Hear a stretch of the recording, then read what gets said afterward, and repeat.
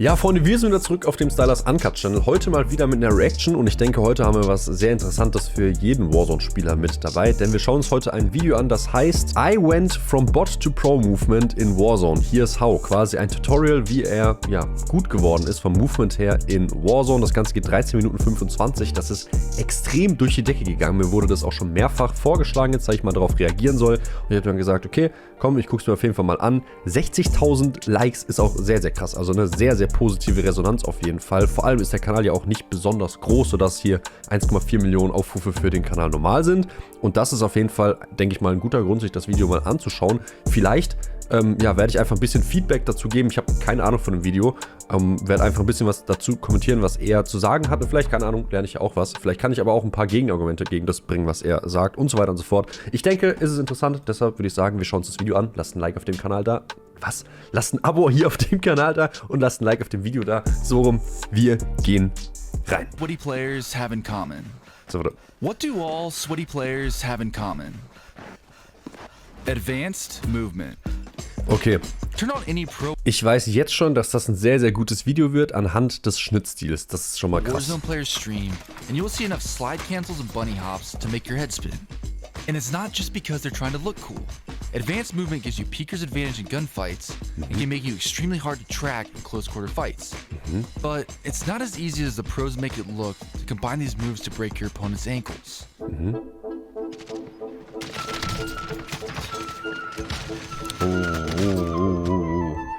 Ohne die Stun hättest du aber, glaube ich, gescheppert. Ja, doch, das fühlt, glaube ich, jeder hier. Das fühlt gleich, glaube ich, jeder hier. Man muss aber auch dazu sagen, ne, und das ist auch so eine Sache, so in Streams siehst du alles, so, ne, in Streams siehst du, wie irgendein Streamer halt verkackt, wie ein Streamer gut spielt und so weiter und so fort. Wenn du aber nur YouTube-Videos siehst, dann siehst du halt auch immer nur die Highlights, so, ne, weil keiner schneidet ja immer nur die schlechten Szenen, so, ne, logischerweise, also in seine Videos. Logischerweise sieht man auch auf meinem Main-Channel nur die guten Szenen, so, ne. Deshalb gibt es auch manchmal Kommentare mit, du spielst ja auch immer nur gegen Noobs, und gewinnst du jeden Gunfight und hin und her. Yeah. Deshalb, ja. Learning how to Schaut in meinem Livestream vorbei, dann seht ihr das, nicht nur in meinem, sondern schaut generell in Livestreams vorbei, dann seht ihr, dass auch gute Spieler definitiv mal choken und was falsch machen. Watching the pros is that you're very likely to get absolutely smoked when you first start using advanced movement because the margin for error is extremely small. Ja. If you use these movements in the wrong situation or press an incorrect button during a gunfight, Er stirbt da jetzt gerade safe übrigens, weil er springt halt, ne? you'd be begging your teammates to hit the nearest buy station for a quick regain. Now, on the other hand, if you don't use these moves at all, you're putting yourself at an extreme disadvantage against good players, and you're going to get cameraed enough to start your own Instagram page. It's a tough spot to be in, and I know that some of you are stuck where I was. So today, I wanted to share with you 4... Soll ich euch, warte mal, das ist mir gerade eingefallen. Wir machen mal Untertitel an für die Leute, die eventuell nicht so gut Englisch können oder sowas, dass ihr mitlesen könnt und das für euch dann vielleicht ein bisschen einfacher. It'll help you take these individual movement skills and combine them to start creating highlight reels of your own. Okay. An der Stelle übrigens Movement mit einer der wichtigsten Dinge in Warzone, so, ne? Wenn ihr nicht besser werdet, wenn ihr denkt, ihr könnt kein besseres Aim erreichen oder sowas. Aim ist zwar klar wichtig in Warzone, aber nur mit gutem Aim kommst du halt nicht weit. Du brauchst Movement. Movement ist so wichtig, vor allem für Rebirth, wo du ja eigentlich so spielen solltest, dass du auch mehrere Teams auf einmal pushst und sowas oder ein Full-Team auf einmal pushst. Deshalb werdet ihr auch nicht besser so, ne? Ich reg mich jeden Tag über Leute auf, die auf Rebirth Händchen halten, wirklich schön in Vierergruppen durch Rebirth laufen. Oh, wann finden wir mal wieder einen Gegner? Oh, setzen wir uns ins Haus. Das so wird man halt nicht besser. Deshalb rege ich mich halt auch darüber auf, so, ne, weil das macht halt keinen Sinn, so, ne. Das sind dann aber wahrscheinlich die ersten Leute, die sich dann darüber beschweren, so eine Kacke. Da hat mich jetzt wieder der unfaire Pro geholt, so, ne. So ein blödes Skillbase Matchmaking, so ein blödes Lobby-System. Man muss halt besser werden und das geht nur, indem man Teams pusht und indem man dadurch auch Movement lernt. Ja, Movement sehr wichtig.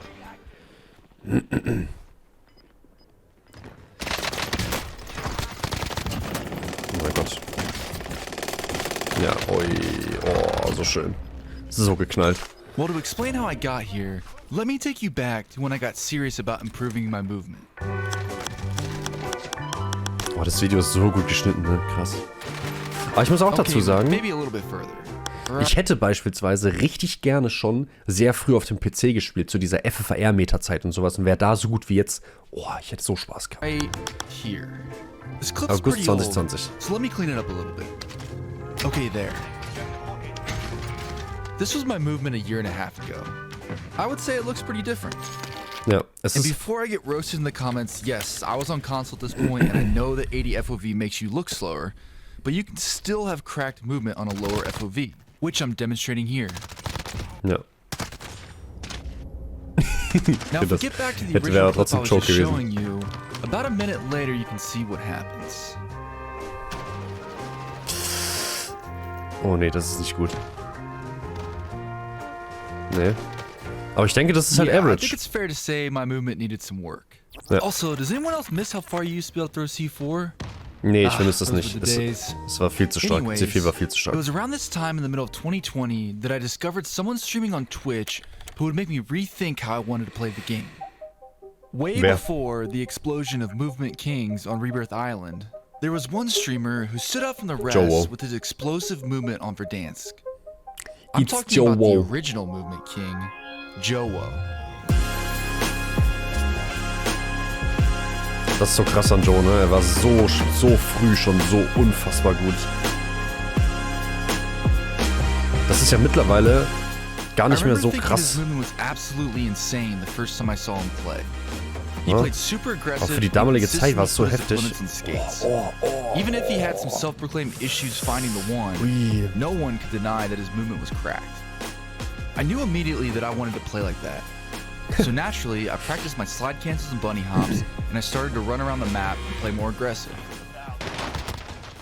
And man, did I get smoked. Ja, safe. What I failed to realize at first is that advanced movement is pointless without gun skill. Stimmt auch. You have to practice both.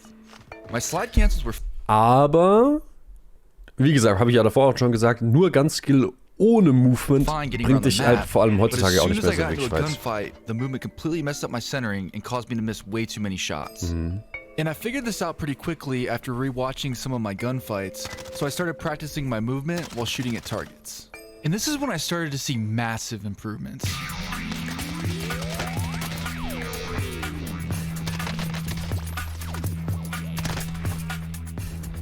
My Wilde KD Musik. started to consistently go up, gulags became easier, and I was dropping more kills in each game. I even invested Wenn ihr bis zu dieser Stelle des Videos geschaut habt, kommentiert mal ganz kurz unter dieses Video Käsekuchen. in a PC to get every advantage that I could. And after a few months of work, my movement and gun skill felt really consistent. Oh, die Zeit meine ich nämlich. Oh, die FFR-Meta-Zeit. Oh, und Everything was going M16. so well until Well, hello, beautiful. it was like a switch had flipped. I went from being one of the better players on the map to losing way more gunfights even with the movement that I had learned. I was even getting sent to the gulag by players using hardly any movement at all. I mean, how did... okay. Now, don't get me wrong, I have nothing against skill-based matchmaking, but since Warzone doesn't have a ranked mode, it wasn't apparent to me at first that I was now always playing against way better players. So it was frustrating. But after a lot of struggle, I finally realized that the advanced movement that was working against the lower skilled players was something that was not going to work in the higher skilled lobbies. And fortunately, one day on stream, I heard the advice that I needed. So that means you gotta train your brain to not be dumb and overchild, knowing you have no escape. If that makes sense, kind of? Another way to say this is I needed to stop overcommitting to gunfights. No. But it's hard because the internet will tell you that slide canceling around every corner breaks cameras and gives you peeker's advantage, which is all true, but it doesn't mean that you're going to win every gunfight. Because what's also true is that this game has a low time to kill and guns with almost no recoil, so any decent player on the map can gun you if you happen to jump into their crosshairs. Yeah. So if there's an opponent around the corner from me, instead of slide canceling out far past the wall, one smarter option would be to hug the corner with my slide cancel and strafe back into cover while I'm shooting. This gives me peeker's advantage and information on his positioning. Ja. So now I can decide to re-challenge, run away. Generell ist Information auf den Gegner zu haben so unfassbar wichtig. Wie oft ich Leute sehe, die einen Gunfight haben und irgendwie weak sind und so und sich dann irgendwo verstecken hinter etwas und dann sich Platten geben und gar nicht mehr gucken, wo der Gegner in der Zwischenzeit ist. Ganz, ganz schrecklich. Immer zumindest zwischendurch pieken, so okay, pusht der Gegner mich? Läuft er weiter nach links? Läuft er weiter nach rechts? Ihr müsst immer die Information auf den Gegner haben und das ist auch das, was er hier macht. And if we go back to that previous gunfight that I lost, there was absolutely no reason for me to bunny hop out into the open. Ja. I don't have any cover that I'm jumping to, das mache ich and I safe just auch. exposed my entire character's hitbox. I also slide canceled directly toward him for no reason, right as he was peeking, and gave him free shots. Ja. I should have played the corner head glitch right here, and I probably would have won the gunfight. Oder einfach nur abaimen. Different scenarios like this, but the point is, don't overcommit to a gunfight if you don't have to. You always want to keep your options open to reposition. Das hätte ich genau gleich gespielt. And you do that by using the environment around you to enhance your movement. Now, this insight might seem simple at first, but it honestly took me months of work and thinking about every movement I was doing. Was aber mein Problem ist, richtig oft bin ich nicht confident genug, um in einem Gunfight zu bleiben, sondern meistens hitte ich so 3-4 Shots auf den Gegner und wenn ich denke so, oh scheiße, der könnte jetzt gleich anfangen zurückzuschießen, dann gehe ich schon in Deckung, obwohl ich habe schon 3 bis 4 Schuss im Gegner drin, warum soll ich jetzt aufhören zu schießen? Ich werde den Gunfight gewinnen, so, ne? Das ist richtig oft mein Problem. And by doing this, I was finally back to winning gunfights in these sweatier lobbies, and I was able to get my KD above 2 on Verdansk before I started to play more Rebirth. So I probably should have been happy with my improvement at this point, but because I'm a weirdo who can't seem to just have fun, I wasn't. For some reason, it wasn't enough for me to win my one-on-ones or get high kill games every once in a while. I wanted to be able to win gunfights when I was being shot in the back and wipe teams in 1v4 situations like the best players. Ja. Und das geht auch nur, wenn du es machst. So, I usually panicked and messed something up. Even if I did get a decent clip, my movements seemed slow and not that coordinated. I didn't know what to practice to get better, so I tried playing more solo quads and even changing my controller sensitivity. But that didn't really help. What was the secret to take my movement to the next level?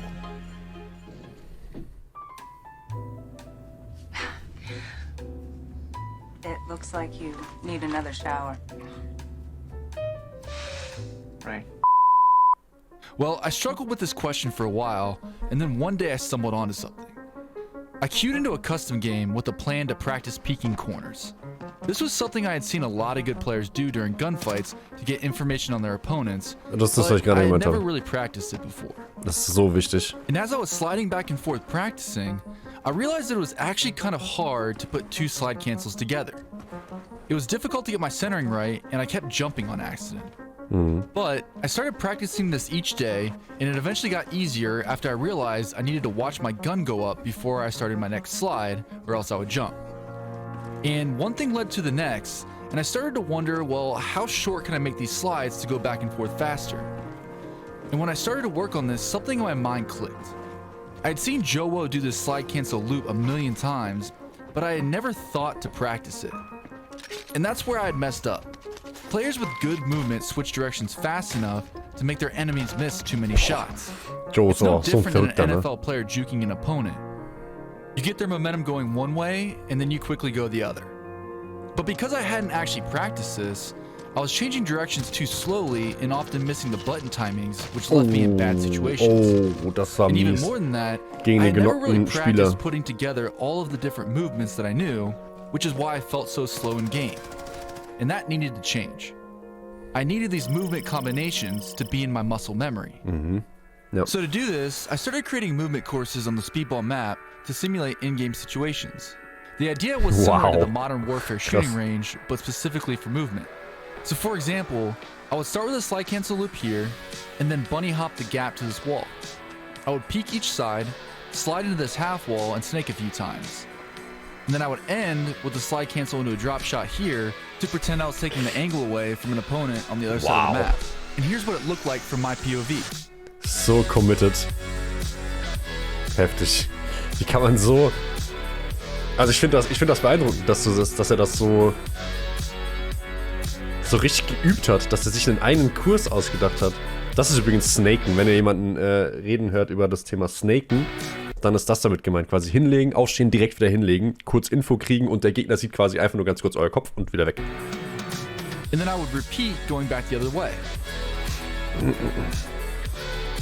Aber ja, das ist Das ist gar nicht dumm. And a little later on, when So eine Idee bin ich noch nie gekommen. I will then start shooting at targets to practice my aim. Vor allem das Timing von dem Bunny Hop.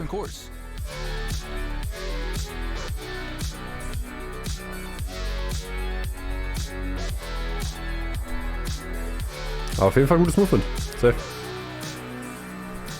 Safe. So after a few months of practicing these courses, I would say I've finally started to develop good movement. This way of practicing was so effective for me because I was committing these movement combinations to muscle memory and I didn't have to think about them in game. Also so Single-Shotguns sind schon irgendwie geil, ne? Wenn du die mit so Movement und sowas kombinierst. Now I promised 4 key insights, so here's the last one. You need to practice at game speed. And lucky for you, I have just the exercise to do this. You want to go back into Speedball with just one bot, and you want to screenshot this loadout. The game settings will be in the description below. And this exercise is simple.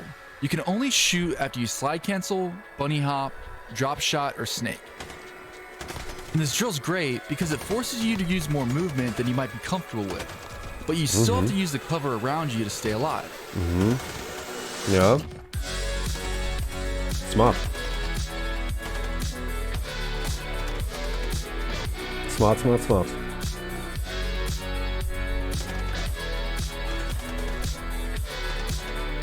Auf jeden Fall echt cooles Movement bekommen, der Mann. Die Musik ist wild.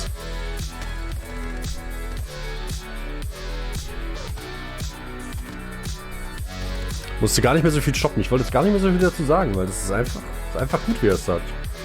Das stimmt einfach. Was ist für ein Video? And that's pretty much how I improved my movement over the last year and a half. The journey wasn't exactly easy, but I hope that this video encourages you and shows you that it is possible to improve and compete with the best players. Wow. And if you're struggling to get better, don't get discouraged because you are here. I promise that if you work on these 4 principles, you'll see insane improvement if you give it a little bit of time. And that's all I have for you guys today. If you want more in-depth movement training, you can start with my slide cancel video right here. As always, thanks for watching and I hope to see you in the next one. Süß. Das Ende, das kann man auch so lassen, würde ich sagen. Ja, krasses Video. Wirklich sehr, sehr gutes Video. Kann man gar nicht so viel mehr dazu sagen. Ich würde einen einzigen Tipp noch euch mitgeben und das ist Crosshair Centering. Und zwar ist es ja so, das werdet ihr sehen bei den Sachen hier, immer wenn ihr das hier macht, ne? Immer wenn ihr das hier macht, dann seht ihr, dass das Crosshair, also das Fadenkreuz, eigentlich immer in der Mitte des Bildschirms ist. Sehr, sehr viele Leute sehe ich. Ich denke, das wird aber auch zum großen Teil daran liegen, weil der Loot halt auf dem Boden liegt. Aber ich sehe sehr viele Leute, die ihr Crosshair-Placement oder Centering auf dem Boden haben, so. Das ist dann so mäßig, das ist einfach im Muscle Memory drin, so, okay, du machst die Kiste auf, du musst danach auf den Boden gucken, du musst Loot aufnehmen und sowas. Aber das ist übel der Fehler, weil wenn ihr dann in den Gunfight geht, währenddem ihr so halb auf den Boden schaut, dann verliert ihr schon ganz wichtige Zeit, die ihr dann nämlich braucht, um dann erstmal auf den Gegner, auf den Oberkörper oder sowas zu zielen. Oder ihr schießt ihm nur in die Füße, dann machen die Waffen am wenigsten Schaden und so weiter und so fort. Ne? Deshalb Crosshair Centering ist sehr, sehr wichtig. Ihr müsst euer Fadenkreuz immer in der Mitte des Bildschirms haben. Es sei denn, ihr lootet, dann geht ihr runter zum Looten. Aber ihr sollt nicht beim Looten euer normales Centering haben und dann im Gunfight auf den Gegner gehen müssen, sondern ihr solltet normalerweise quasi immer darauf vorbereitet sein, auf den Gegner zu schießen und dann zum Looten guckt ihr ausnahmsweise runter. Das ist auch noch ein wichtiger Tipp. Aber ansonsten ist alles, was er sagt, richtig. Ich habe zwischendurch ein bisschen Untertitel mitgelesen, die sind nicht ganz richtig. Beispielsweise war einmal unfortunately, also und glücklicherweise, hat er gesagt. Und die Untertitel sagen unfortunately, also unglücklicherweise. Ja, nicht perfekt. Aber ich hoffe, ihr konntet das einigermaßen verstehen. Ist ein echt gutes Video, muss man sagen. Und ja, keine Ahnung, probiert das gerne mal aus mit den Tipps, die er da gibt. Vor allem mit diesem Movement, mit diesem Modus am Ende. Geht natürlich nur, wenn man Modern Warfare Multiplayer hat. Aber wie gesagt, gutes Video. Lasst ein Like da, lasst ein Abo da. Bis zum nächsten Mal. Ciao, ciao.